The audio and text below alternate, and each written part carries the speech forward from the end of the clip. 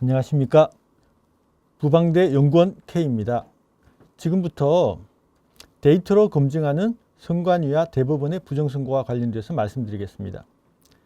지금 주류 언론들은 자유와 공정과 평화와 평등, 더불어 행복한 일상 등을 이야기하고 있습니다. 부정선거에 대해서는 절대로 이야기하지 않죠. 하지만은 지금 현실의 세계는 초안전이 벌어지는 부정선거와 국민 주권의 침탈, 그리고 넥스트 홍콩 부정선거와의 전쟁이 이루어지고 있는 현실입니다. 제가 분석하는 것은 수도권 사전투표 부정선거 분석으로서 양당체제 모델 시뮬레이션 결과치를 비교 분석하는 겁니다. 순서는 미국 대선 분석, 두 번째, 한국 부정선거 유무 논란의 핵심인 단일 모집단 여부 문제, 그리고 양당체제 모델의 개요, 그리고 수도권 21대 총선 사전투표, 8대 지방선거 수도권 사전투표, 20대 대선 사전투표, 22대 총선 수도권 사전투표를 분석하고 선거관리위원회와 대법원의 붕괴로 인한 국민주권 상실에 대해서 논하고 결론을 내도록 하겠습니다.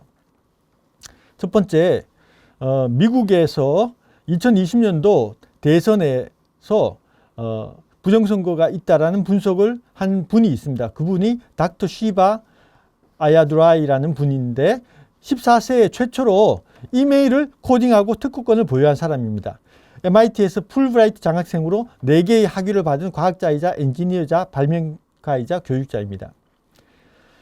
이분이 연구하신 부분들을 사전 요약하면요, 미시건주의 주요 3개 카운티, 오클랜드, 매컴, 켄트의 분석 결과에 트럼프의 득표가 최소한 13만 8천 표 이상 축소되었더라라는 것이고, 그것은 6만 9천 표가 트럼프가 감소하면서 그게 바이든에게 옮겨갔다. 3개 카운티에서 트럼프를 찍은 6만 9천 표가 바이든에게로 이전, 표갈이 됐다는 겁니다. 트랜스퍼 됐다고 하는데, 이런 트랜스퍼는 컴퓨터 알고리즘에 의해서 이루어졌는데 공화당 지지가 증가하는 선거구일수록 점증적으로 더 많은 표를 트랜스퍼 시켰다는 겁니다. 이제 미국에는 두 가지 종류의 선거가 있습니다. 정당에 일괄 투표하는 거. 그러니까 나는 공화당에 투표할래. 그러면 공화당 관련된 후보들이 한꺼번에 다 마킹이 되는 거고요. 개별 후보 투표는 나는 공화당은 별로고 내가 좋아하는 후보들이 있으니까 개별 후보에게 투표할게. 트럼프에게 투표할게. 바이든에게 투표할게. 뭐 이렇게 되는 겁니다. 그런데 일반적인 경우에는 이 X축이 공화당 득표율입니다. 그 선거구에 있어 가지고 선거구라고 그러면 영어로는 프리싱트라고 하는데 이거는 우리나라의 투표소에 가깝습니다. 제1투표소, 제2투표소 할 때 이 투표소의 득표율에 따라서 일반적인 경우는 공화당의 득표율과 트럼프의 득표율이 비슷하게 나오기 때문에 이 차이값을 나타내는 차이가 0을 기준으로 해서 아래 위로 움직이게 됩니다. 하지만은 만약에 트럼프가 더 인기가 있다면은 이 공화당 득표율 대비해서 일정 수준으로 더 높은 수준에서 이 수평적인 추세를 가지게 될 겁니다. 예를 들면은 공화당이 60%일 때 트럼프는 한 10% 더 많이 받아서 한 70% 정도 이렇게 득표가 된다는 겁니다. 이런 의미입니다. 근데 실제로 켄트 카운티 같은 부분들을 보니까 여기는 트럼프가 공화당이 85% 득표를 한 지역입니다.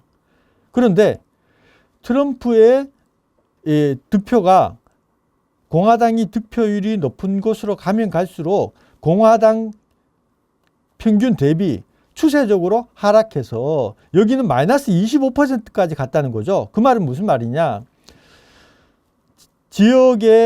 지역구는 85% 득표를 받았지만은 트럼프는 마이너스 25%인 60% 지지만 받았다는 겁니다. 득표만 했다는 겁니다.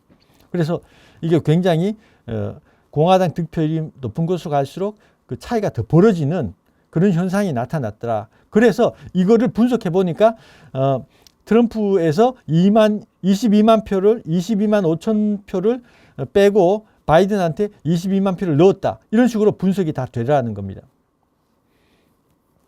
그래서 뭐 지금 여기는 간단하게 결론만 내기 때문에 다른 여러 분석들은 생략하고요. 결론적으로 이분은 미국의 현재 선거 시스템 하에서는 투표와 개표, 인풋과 아웃풋이 모두 검증 불가능하다. 그렇기 때문에 개선을 해야 되는데 어떻게 해야 되느냐? 영구 유권자 등록 카드를 마련해야 된다. 저희들은 이제 한국은 신분증이 있잖아요. 주민등록증. 미국에는 그게 없습니다. 그래서 영구 유권자 등록 카드가 있어야 되고 모든 프로그램은 소스를 공유해야 된다. 뭐 표갈이나 이런 것이 있는지 없는지 확인해야 된다는 겁니다. 그리고 손으로 기표하는 종이 투표를 도입해야 되고 그리고 카운팅을 했을 때의 투표지 이미지는 반드시 보관을 해야 된다. 그리고 그 투표지 이미지를 공시해서 공개 재검토를 허용해야 된다. 그리고 모든 선거위원회 이후에는 자동 감사 제도를 도입해서 감사를 해야 된다.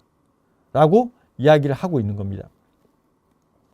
그래서 제가 실제로 시뮬레이션 모델에 따라서 이 켄트주에 대해서 분석을 해봤습니다. 실제 데이터를 시뮬레이션 모델의 정의에 맞게 계산한 후에 그래프로 도출하고 정상 선거 패턴과 일치하는지 비교하고 난 다음에 불일치 시 부정 선거 패턴과 실제 데이터가 일치하도록 표갈기 퍼센트 개별 투표율을 조정하는 그런 과정을 겪었더니만 결과적으로 이 결과가 바이든 45, 트럼프 35가 아니고 바이든 38, 트럼프 44로 한 30% 정도, 5만 표 정도 표갈이가 이루어졌더라라는 것을 시뮬레이션 모델을 통해 가지고 발견을 하고 시바 박사팀이 분석한 결과도 4만 5천 표이기 때문에 제가 계산한 5만 표하고 크게 차이 나지 않는다라는 것을 알 수가 있습니다.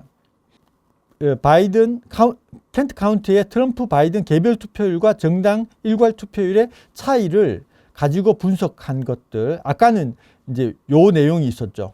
근데 이걸 바이든한테까지 넓힌 겁니다. 요 분석하고 켄트 투표소별 특정 후보 개별 투표율과 평균 개별 투표율과의 차이.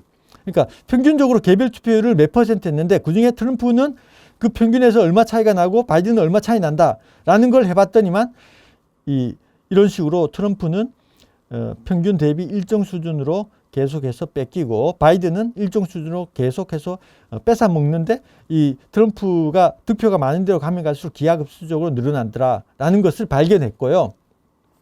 이거를 한국의 수도권에다가 대입을 시키면 유사한 현상이 그대로 나타나더라 라는 것을 발견했습니다. 지금 부정선거와 관련되어서 가장 핵심적인 부분이 뭐냐면 데이터에 있어 가지고 이렇게 당일 투표와 사전 투표와 관련되어서 득표율 차이가 요번에 4.15 총선 2020년 4.15 총선에서 굉장히 많이 벌어졌습니다. 10% 이상 벌어졌어요. 이것과 관련되어서 기존의 박승현 통계학회 회장 하셨던 서울대학교 명예교수 같은 경우에는 전체 유권자는 하나의 모집단이다. 사전투표, 당일투표 그룹의 표심이 현격하게 차이 날 수가 없다. 그 말은 무슨 말씀이냐면은 이렇게 차이 난 거는 자연적인 상태에서는 이루어질 수 없는 거기 때문에 이게 부정선거의 증거다. 라고 이야기를 하는 것이고 초대 중앙선거 여론조사 공정심의위원장을 지낸 김영원 숙명여대 통계학과 명예교수 같은 경우에는 이분은 여론조사 공정심의위원장 하셨던 분이죠. 그러니까 선관위하고 좀 인연이 있다고 봐야 되는데 사전투표는 본투표의 표본이 아니라 또 다른 모집단으로 큰 수의 법칙을 잘못 적용했다. 박승현 교수님 당신이 틀렸습니다. 그렇게 이야기를 한 겁니다. 경찰에서도 사전투표 자체가 표본 아닌 모집단인 만큼 별도의 모집단인 거죠. 모집단이 두 개다. 큰 수의 법칙을 적용하기 어렵다고 판단했기 때문에 부정선거와 관련돼서 적극적으로 수사하지 않고 있다는 그런 이야기가 되겠습니다.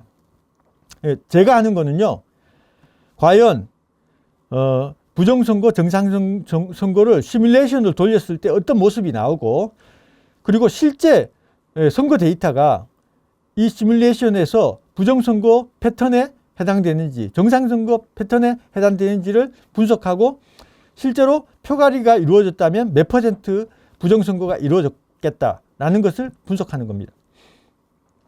그래서 이제 양당 체제 모델이라고 해서 논리적으로 모든 선거구의 투표 인원은 1000명으로 동일하며 이들은 100% 투표한다. 선출 후보는 민주당, 국힘당 각 1명씩 총 2명이다. 선거는 사전선거와 당일선거로 나눈다. 선거구는 국힘당 지지율을 기준으로 일정 지지율 간격으로 10%에서 100%까지 골고루 분포한다. 그리고 이것을 바탕으로 해가지고 각가지 데이터들을 도출을 해내고, 그거를 실제 양당 투표자의 합시 각 선거구 투표자의 100%가 되게 선거 데이터를 추출한 뒤에 양당 체제 모델 시뮬레이션 그래프하고 실제 선거 데이터를 비교한다 라는 방식이 되겠습니다. 그래서 그 정의에 따라 가지고 산수하듯이 이 각 그 선거구 득표율을 만들고, 거기에 대해서 지지자 수가 1000명, 유권자 수가 1000명일 때 지지자 수가 민주당, 미통당으로 어떻게 나뉘느냐, 사전투표율이 나왔을 때 그 값이 실제로 몇 명이 사전투표하는 게 나오느냐, 그랬을 때 사전투표율은 몇 %고, 그렇다면은 사전투표 평균은 얼마냐, 그리고 당일투표와 관련돼서도 득표율이 나오고, 그리고 사전투표율과 당일투표율의 차이는 어떠냐, 이런 것들을 엑셀로 기계적으로 만들어서 양당 모델 사전투표 정상 상태 시뮬레이션을 돌려보니까 이런 식으로 나오더라는 겁니다. 그러면 그 정상 상태일 때는 시뮬레이션이 어떻게 나오느냐, 예를 들어 가지고 여기 4.15 총선 같은 경우에는 민주당 뭐 43%, 미통당 32%에 그리고 평균 사전투표율은 38.1%의 경우에 어떻게 나오느냐, 민주당은 평균적으로 43.7%의 수평적인 추세선을 나타내고, 미통당은 평균적으로 32.5%의 수평적인 추세선을 나타낸다. 하지만은 미통당이 100%인 곳은 이 자체가 미통당이기 때문에 평균 사전투표율, 선거구의 평균 사전투표율은 오른쪽으로 가면 갈수록 미통당 사전투표율은 32.5%에 수렴하고, 반대로 민주당 득표율이 높은 데로 가면 갈수록 평균 사전투표율은 민주당 평균 득표율과 수렴하게 되기 때문에 43.7%로 가게 된다. 그렇기 때문에 평균 선거구에서의 평균 사전투표율은 이렇게 우하향하는 모습이 될 것이다. 만약에 미통당이 사전투표율이 더 높으면은 반대로 올라가는 형식이 되겠죠. 그리고 이거를 평균을 기준으로 해서 평균과의 차이를 보면 이런 식으로 이 두 추세선이 평행하게 우상향하는 모습이 되게 됩니다. 왜냐하면 차이를 나타내는 거기 때문에 결과적으로 미통당이 100%인 지역에서는 미통당의 사전투표 추세와는 만나게 되고, 그리고 민주당과는 평행하게 위로 올라가게 됩니다. 반대로 가면 민주당이 이 100%이기 때문에 0이 되고, 미통당은 이렇게 되는 그런 모양이 나오게 된다. 이거는 논리적으로 시뮬레이션을 했을 때 이렇게 나온다는 겁니다. 그리고 만약에 일정 비율을 훔쳤다고 봤을 때는 이런 형식의 그래프가 나온다는 겁니다. 뭐냐면 사전투표든 당일투표든 모집단이 동일하기 때문에 원래는 평균 사전투표율인 이 38.1%가 원래의 사전투표율일 것이다. 그런데 여기에 25% 표가리가 이루어져서, 그러니까 미통당의 표가 25%씩 일률적으로 도둑을 맞았다는 거죠. 그렇게 됐을 때 민주당의 사전투표율은 이 왼쪽 민주당 득표율이 낮은 곳에서는 여기는 민주당 텃밭이기 때문에 훔쳐가려고 해도 훔쳐갈 게 별로 없어요. 그래서 아주 평균과 유사한 패턴을 보이다가 오른쪽으로 가면 갈수록 미통당 득표율이 높은 지역이라 훔쳐오는 표수가 많아집니다. 반대로 당일 투표에 있어서 민주당 표는 작기 때문에 점점 작아지는 당일 투표수에다가 점점 많아지는 사전투표 훔쳐온 거를 더하게 되기 때문에 추세선이 사전투표 추세선이 이렇게 기하급수적으로 올라가는 패턴을 보이더라. 이걸 이 평균을 기준으로 해서 봤을 때도 똑같은 패턴으로 나오더라 라는 것이 되겠습니다. 그러면은 이걸 가지고 2020년도 미국 대선 적용을 했을 때 어떻게 나왔느냐. 트럼프의, 그러니까 공화당의 지지율이 높은 곳으로 가면 갈수록 트럼프는 일정 비율로 개별 투표를 뺏기게 되고, 반대로 바이든의 개별 투표율은 기하급수적으로 올라가는 현상이 나타났습니다. 그래서 켄트주는 제가 30% 정도 표갈이 된 걸 분석을 했잖아요. 30% 표갈이 분석했을 때는 이렇게 나타나게 된다라는 것이 확인이 됐습니다. 그리고 21대 총선 수도권에서는 어떤 현상이 일어났는지 보시면은 결과적으로 원래는요 이렇게 녹색 선으로 해가지고 이 평균 사전 투표율이 내려와야 돼요. 왜냐하면은 미통당이 32.5%고 민주당이 43.7%잖아요. 사전 투표율이. 그러면 이 평균값은 이렇게 민주당 100%에서 쭉 미통당 100% 지역으로 추세가 내려와야 됩니다. 근데 실제로 수도권의 평균 사전 투표율을 추세선을 꺼보니까 이 오른쪽 점선이 나왔다는 겁니다. 결과적으로 하락하는 평균 추세선이 아니고 상승하는 평균 추세선이 나왔기 때문에 굉장히 의심스럽다.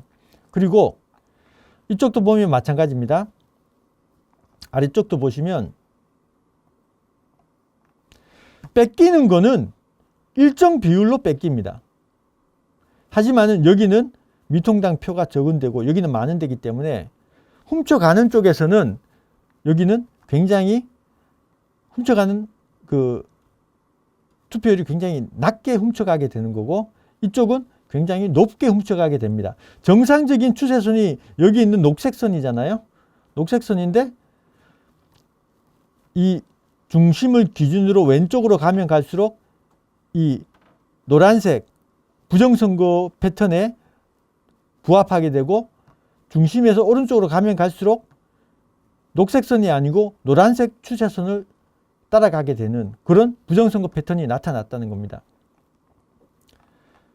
전체적인 추세선도 미통당은 이런 추세선 그리고 민주당은 더 가파른 추세선이 나서 이 왼쪽과 오른쪽에 이 그 양당 간의 사전 투표율은 가면 갈수록 벌어지는 그런 패턴이 나타났습니다. 그래서 이거는 부정선거의 패턴이 나왔고 그 결과는 25% 표가래가 됐다라는 거고요.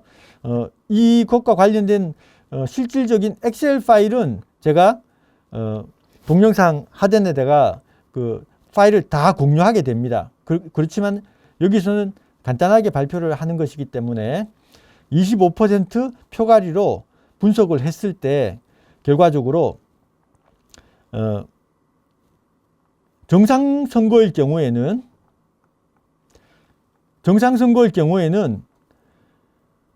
이 추세선에 맞아져야 되는데 보시면 중심에서 왼쪽으로 가면 갈수록 이 정상적인 추세선 안쪽으로 점들이 모이고 중심에서 오른쪽으로 가면 갈수록 정상 추세선 바깥쪽으로 점들이 모이면서 정상 추세선을 따르지 않는다는 걸 알 수 있고 그리고 25% 표가리를 적용을 하니까 이 오른쪽으로 가면 갈수록 수평적으로 뺏기는 것 그리고 다시 오른쪽으로 가면 갈수록 기하급수적으로 민주당 사전투표율이 높아지는 것 이게 부정선거 패턴하고 정확하게 맞아떨어졌다는 거고 25%를 보정했을 때는 이렇게 사전투표율이 그 평균을 기준으로 해서 모이게 된다는 겁니다. 이렇게 됐던 것이 25% 표갈이 보정을 하니까 이렇게 됐다는 겁니다. 그래서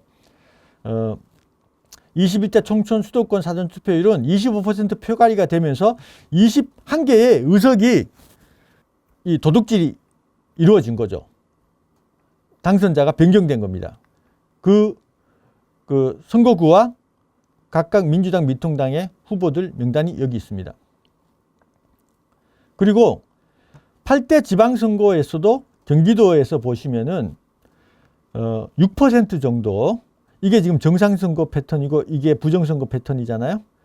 대강 보면 6% 정도 표갈이가 이루어졌고, 그렇게 되면 김은혜 후보는 8,600표 차이로 진 것이 아니라 10만 표 이상 이긴 것으로 나오게 됩니다.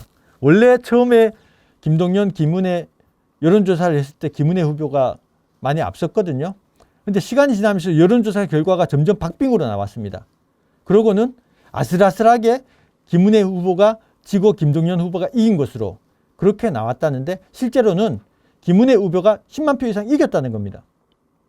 이것과 관련되어서 김은혜 후보 측에서 선거 무효 소송을 했습니다. 하지만은 대법원에서는 이 소송이 발생한 지 2년이 지난 시점에서 사전투표지 인쇄 할인도 문제없다, 효율적 진행을 위한 것이고 원고의 주장은 받아들여지지 않는다. 왜? 공직선거법의 해당 조항은 사전투표 관리관이 자신의 성명이 각인된 도장을 직접 사전투표용지에 날인할 것을 전제하는 것은 아니다 라는 엉터리 판시를 합니다. 그러면서 이 부정선거, 경기도 부정선거를 덮어버리는 거죠. 4.15 총선 부정선거 이후에 모든 선관위를 대상으로 하는 선거 무효 소송은 이런 식으로 대법원이 늦장 판결을 하면서 다 기각시켜버립니다. 각하시켜버리든지 대법원이 다 뭉개버린 거죠. 그 다음에 20대 대선 수도권 사전분석을 보시면요, 원래 20대 대선 수도권에서 데이터는 어떻게 나오냐면은 사전투표에서 한 7.9% 이재명이 이기고 윤석열은 73만 표를 졌다. 전체 사전 당일도 합해도 18만 6천 표를 졌다. 이렇게 됩니다. 그런데 실제로 과연 이 데이터가 부정선거 패턴에 맞느냐, 정상선거 패턴에 맞느냐를 분석을 해보면 정상선거 패턴에다가 대입을 했을 때 보시면 중심을 기준으로 왼쪽은 정상선거 패턴의 안쪽에 다 들어옵니다. 오른쪽은 정상선거 패턴의 바깥쪽에 거의 대부분 위치를 하게 됩니다. 그래서 이거를 두 개의 모집단이 있는 정상선거라고 인정하기 어려운 패턴이 나왔기 때문에, 그렇다면 평균 사전투표율인 46.7%를 기준으로 해서 표갈기가 된 거라고 보고 표갈기를 몇 %를 적용을 시키면 적절할까 봤더니 한 15% 표갈기가 적절하게 지금 현재의 선거 데이터와 추세가 적절하게 맞는 것을 확인할 수 있습니다. 그러면은 실제로 수도권에서는 보정을 하고 난 다음에는 어떤 현상이 일어났느냐, 사전선거에서 49만 표를 이겼고 윤석열이, 그리고 전체 투표에서도 103만 표를 윤석열이 이겼다라는 분석 결과가 나오게 됩니다. 그래서 이 모양이 이 15% 표갈기로 보정이 되면은 이렇게 평균 근처에서 모이는 현상이 나타나는 걸 알 수 있고, 여기서도 윤석열이 조금 더 유리하게 나오고 있구나라는 걸 알 수 있는 겁니다. 그러면 이제 또 이 수도권과 그 대선은요, 수도권과 달리 전국이 단일 선거구입니다. 전국에 어디서 훔쳐도 상관없어요. 그런데 여기에서 굉장히 독특한 현상이 일어나는데, 그게 뭐냐면요, 5년 전 2017년 사전 투표율 평균이 26%였습니다. 그런데 22년 대선에는 사전투표율이 36.9로 10% 이상 늘어났습니다. 그리고 거의 대부분의 다른 시도는 10% 정도 사전투표율이 늘어났습니다. 심지어 세종이 2017년도 사전투표율이 가장 높았습니다. 34%로. 근데 44%가 됐습니다. 그런데 광주는 33%에서 48%, 전북은 31%에서 48%, 전남은 34%에서 51%로 굉장히 급격한 사전투표율의 증가가 나타났는데, 이거는 사전투표하는 집단을 모집단으로 했을 때는 통계적으로 나타날 수 없는 현상이, 이상현상이 일어났다는 거고요. 그래서 그 이상한 사전투표율의 증가가 전국 사전투표율 차이 분석에서 이 호남권의 사전투표율이 기이하리만큼 이렇게 위쪽으로 올라붙어서 뭉쳐있는 그런 현상이 나타나게 되는 겁니다. 그러면 20대 대선에서 또 다른 특징이 뭐냐? 전국에 있는 재외투표 분석입니다. 외국에 있는 분들에 대한 투표죠. 봤을 때 이 수도권에서 윤석열 후보는 일정 비율 형태로 수평적으로 표를 도둑 맞습니다. 그리고 이재명 후보는 재외투표에서 일정 수준으로 가다가 기하급수적으로 재외투표율이, 참여율이 높아지는, 득표율이 높아지는 결과가 나왔습니다. 이것은 제가 봤을 때는 표가율이 최소 33%가 넘을 거다. 그리고 이 경우에는 아주 심각한 부정선거 알고리즘이 적용되어 있다. 이 정도의 왜곡이라면은 재외투표는 그 제도가 의심스럽다. 이거는 부정선거를 위한 제도일 뿐이다. 라는 결론을 내리게 됩니다. 그래서 20대 대선 전국 사전투표 분석을 진행해 본 결과 표가리는 전국적으로 봤을 때 대략 13% 정도가 이루어졌을 거다. 그렇게 됐을 때 윤석열은 실제로 224만 주 차이로 가까스로 이긴 게 아니라 240만 주 정도 차이로 7.2% 이재명 대비 많은 득표를 하면서 이겼다라는 분석을 할 수 있습니다. 그리고 22대 총선의 경우에도 수도권 사전투표 분석에서 표가리가 여기 보시죠. 정상선거라고 봤을 때, 두 개의 모집단이라고 봤을 때 정상선거 패턴에 이게 맞아 들어가느냐 봤을 때 정상선거 패턴 추세선에서 중심을 기준으로 왼쪽으로 봤을 때는 정상선거 패턴의 안쪽에 점들이 모이고, 중심을 기준으로 오른쪽으로 가면 갈수록 정상선거 패턴 바깥으로 이 점들이 나가게 되면서 결국 이 두 점들의 차이가 이것과 비교해서 2배 정도 가까이 차이가 나는, 그래서 이거는 도저히 정상선거라고 볼 수 없다. 그러면은 22% 표갈기를 했을 때는 보시다시피 미통당은 일정 수준으로 뺏기고, 그 다음에 그것이 미통당이 아니죠. 국힘당은 그것이 민주당 표에 있어서는 기하급수적으로 훔쳐가는 그런 표갈이 패턴이 나타났더라. 그리고 이것을 보정하게 되면 이런 모양이 나타난다 라고 되는 겁니다. 그래서 이 부분과 관련되어서 제가 이걸 보정을 했을 때 22개의 의석이 바뀌게 되었고, 그 선거구와 당사자명은 여기에 나와 있습니다. 만약에 이게요 22%가 아니고 30%가 되잖아요. 그러면 어떤 일이 벌어지는지 잠시만 보여드리겠습니다. 이게 22%가 아니고 30%가 되잖아요. 그러면 22명이 아닌 38명의 의석이 바뀌어지게 되는 겁니다. 만약에 다음번에 다시 부정선거가 일어나서 22%가 아니고 30%가 되게 되면 여기에 없던 의석들이 전부 다 민주당 쪽으로 추가로 더 넘어가게 되면서 민주당이 200석을 넘기는, 그래서 헌법도 개정할 수 있고 모든 탄핵도 할 수 있는 전지전능한 당이 되어버릴 겁니다. 제가 걱정하는 것은 특정 계기로 인해서 이 표갈기를 무지막지하게 진행시키고 난 다음에 부정선거 주장을 음모론이라고 막아버렸을 때는 우리나라는 제2의 홍콩이 된다. 그렇게 생각하고 있는 겁니다.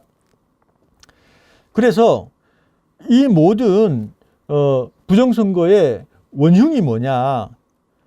가장 중요한 것은 투표관리관 도장을 선관위가, 이게 원래 법에는 사인 날인입니다. 개인 도장을 찍어라 라는 거거든요. 근데 선관위가 투표관리관 도장이란 걸 개념을 만들었어요. 그래가지고 그 이미지 파일을 가지고 만년 도장도 만들고 이미지를 출력도 하고, 그렇게 하면서 요번에 4.15 재검표장에서 갖가지 일장기 투표지, 배춧잎 투표지, 이런 가짜 투표지가 나왔다는 겁니다. 그러면은 이 투표지가 나왔을 때 이 가짜 투표지에 대한 책임은 누가 져야 되나요?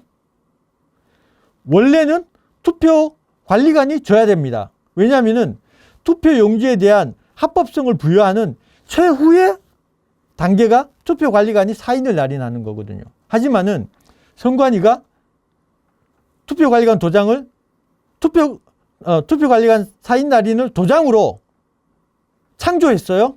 그래서 선관위가 이 도장을 다 관리합니다. 때문에 이런 가짜 투표지들에 대한 책임은 당연히 선관위가 져야 되는 겁니다. 그 다음에 사전선거 용지에 QR코드, 바코드 등을 부착해서 여론 조작의 수단으로 선관위는 활용하고 있습니다. 그리고 대법원의 부정선거 제도화 사례도 심각합니다. 투표관리관 도장을 포함해서 모든 투표용지에 있는 도장의 인쇄나 출력을 판례로서 합법화했습니다. 그러니까 부정선거를 제도화하고 합법화하는데 대법원이 기여하고 있다는 겁니다. 그리고 각종 선거소송 재검표에서 나온 가짜 투표지들을 적법한 것으로 판결하고 기각시켜버립니다. 그리고 대부분의 선거소송을 재검표 없이 각하해서 부정선거를 은폐했습니다. 그래서 선관위와 대법원은 한몸으로서 부정선거의 주범이 되는 겁니다. 제가 왜 이렇게 이야기를 하느냐. 이 재검표장에서 배춧잎 투표지가 나왔습니다. 그럼 선관위에서 이야기하는 건 뭐냐면은 이렇게 나올 수 있다는 거예요. 이렇게 사전투표 발급기에다가 이렇게 집어넣게 되면 이런 식으로 나온다.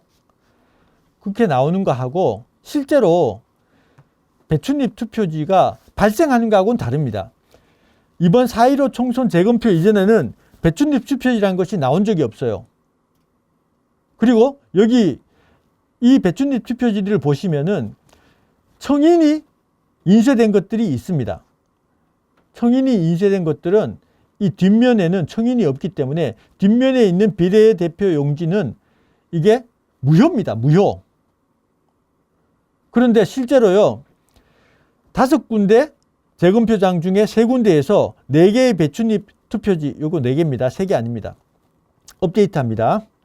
4개의 배춧잎 투표지가 났는데 그 중에 2개가 뒷장이 무효가 되는 청인이 인쇄된 거예요. 그러면 이게 확률적으로 전국 260개 선거구에서 104장 정도가 청인이 인쇄되지 않는 무효표로서 이거는요, 무효표이기 때문에 투표력에 기재하고 이 뒤쪽에 있는 비례대표 투표용지를 새로 발급해야 됩니다. 전국적인 단위의 투표가 이루어질 때마다 이런 배춧잎 투표지가 200장 나오고 뒤에 무효표가 100장씩 나와야 됩니다. 근데 저는 지금까지 그때 연수구 재검표 이후에 어떠한 배춧잎 투표지가 나왔다는 이야기를 들어본 적이 없습니다. 배춧잎 투표지가 나올 수 있는 것과 실제로 나오는 것은 전혀 다릅니다. 확률적으로 배춧잎 투표지는 그냥 가짜입니다. 그리고 이제 일장기 투표지와 관련되어서도 일장기 투표지도 마찬가지로 그게 일어날 수 없는 게 일어난 겁니다. 그렇기 때문에 그 부분에 대해서도 시간이 되면 말씀을 드리겠습니다만 결론적으로 일장기 투표지 1000장은 사전투표장에서도 볼 수 없고 그 투표장에서도 볼 수 없고 개표장에서도 볼 수 없었던 완전히 아무도 못 봤던 새로운 1000장의 일장기 투표지들이 나왔고 그거에 대해 가지고 선관위가 경찰에다가 이 가짜 투표지를 누가 만드는지 조사를 시키지도 않고 고발을 하지도 않았고 대법원도 이것과 관련돼서 일장기 투표지는 인주를 잘못 찍으면 이렇게 나올 수 있다 라고만 이야기했지 실제로 그게 가짜 투표지라는 것에 대해서는 인정하지 않고 선관위가 기각시켰던 겁니다. 그 다음에 이제 제가 또 말씀드리고 싶은 거는 표가리를 한 것인가 아니면 투표자 수를 부풀리고 가짜표를 넣은 것인가 인데요.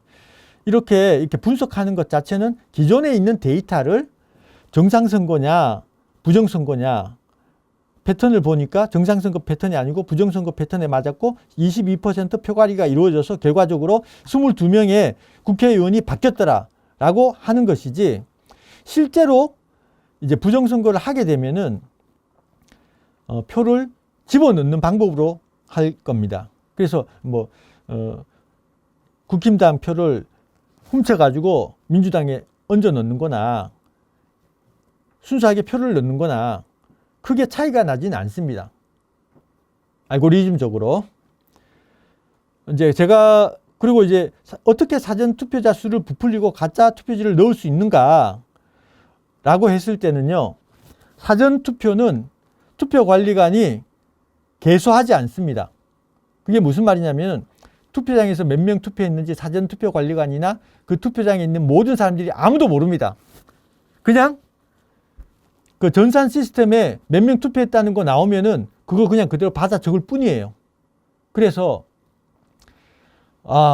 전국에서 수만 명이 투표 과정을 참관하고 지켜보고 있는데 어떻게 부정선거가 있을 수 있냐? 있을 수 없는 거다가 아닙니다.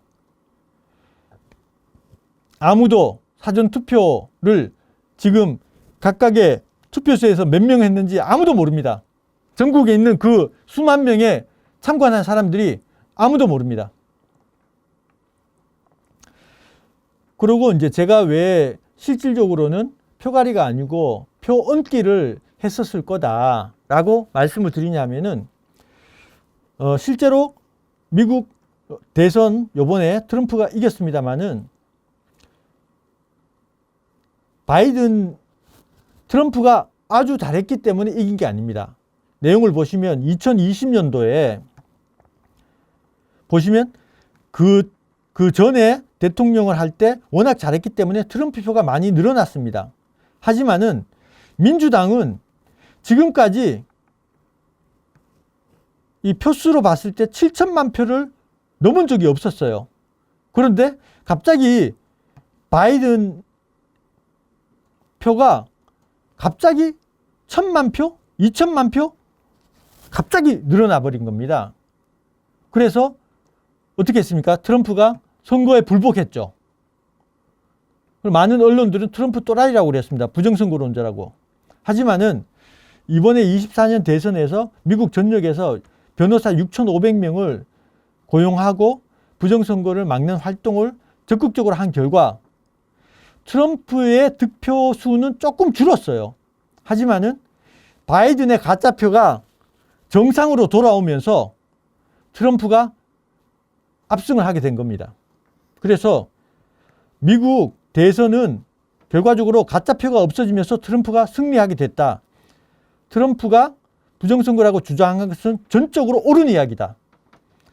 같은 논리가 한국에서도 적용될 수 있고 저는 한국에 만약에 앞으로 사전투표제는 없어져야 되겠습니다만은 사전투표에서 투표관리관 도장이 법대로 투표관리관 개인 사인으로 적용되면서 가짜표를 넣을 수 있는 상황이 제거가 된다면 대한민국 선거에 있어서 사전투표율은 상당히 낮아질 거다.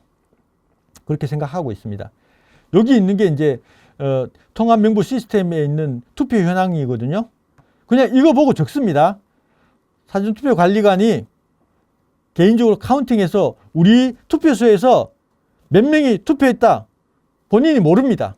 선관위에서 정해주면 그걸 적습니다. 실제로 저희 부방대에서 사전투표지 개수지를 만들어가지고 대구 남구 대면 구동에서 아침 8시 10분에 99명이 사전투표, 관내 사전투표 한 걸로 확인했습니다. 그런데 선관위 통합선거정보시스템에 보니까 137명이라고 된 거예요. 이렇게 개수된 것과 실제 그 선관위 시스템에 있는 사전투표 숫자가 많이 달랐다는 겁니다. 결론입니다. 데이터에 있어서 대한민국 사전선거는 단일한 모집단에 의해서 발생한 알고리즘 투표 바꿔치기 부정선거입니다. 이거는요, 대한민국 사전선거 부정선거는 확정입니다. 확률적으로 부정선거가 아닐 수가 없습니다. 그리고 선관위는 사전투표한 국민들의 투표 성향을 이용해서 여론 조작을 하고 목표 투표 결과를 위한 알고리즘을 사전투표에 적용해서 투표자 수와 결과를 조작하고 자신이 창조한 투표관리관 도장을 활용해서 수백만 표의 가짜 투표지를 만들고 있습니다.